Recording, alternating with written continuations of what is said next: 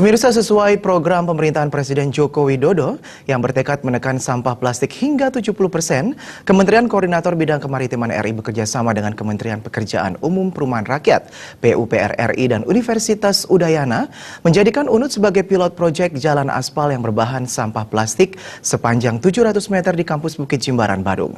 Jalan aspal sampah plastik ini diharapkan menjadi solusi pemanfaatan sampah plastik di Indonesia, mengingat produksi sampah plastik per hari sangat banyak dan sampah plastik sulit terurai. Menurut Deputi Bidang SDM, Iptek dan Budaya Maritim Sapri Burhanuddin, sampah plastik dicampur aspal memiliki kekuatan, kelengketan, dan stabilitas naik hingga 40%. Ditambahkannya di Indonesia jumlah sampah plastik 10 juta ton per tahun, sehingga sesuai harapan pemerintah Jokowi, sampah plastik di daratan laut bisa dikurangi jumlahnya hingga 70% sampai tahun 2025 dan dipastikan harganya lebih murah jika dibandingkan dengan menggunakan aspal murni. Kita sudah punya namanya rencana aksi nasional bagaimana mengurangi jumlah sampah yang ada di Indonesia.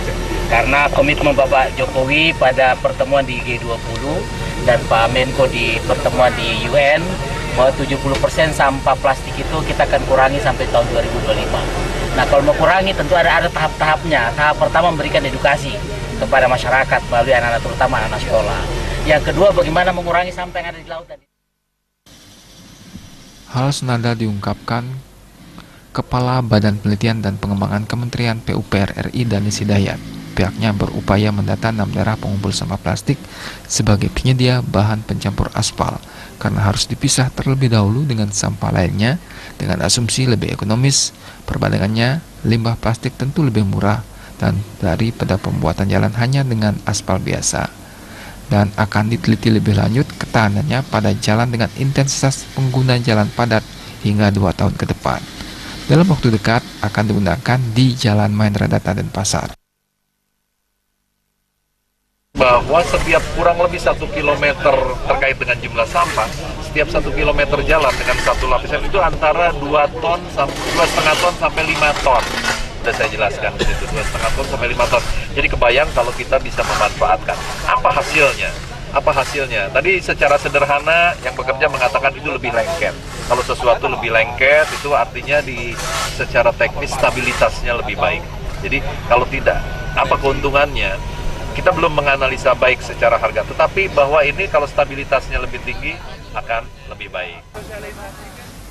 Sementara pembantu Rektor 4 Universitas Udayana Made Suastra mengungkapkan pembuatan jalan dengan sampah plastik menjadi salah satu solusi pemanfaatan sampah plastik yang tidak terpakai dan menjadi momok di masyarakat karena sulit terurai dalam alam bebas.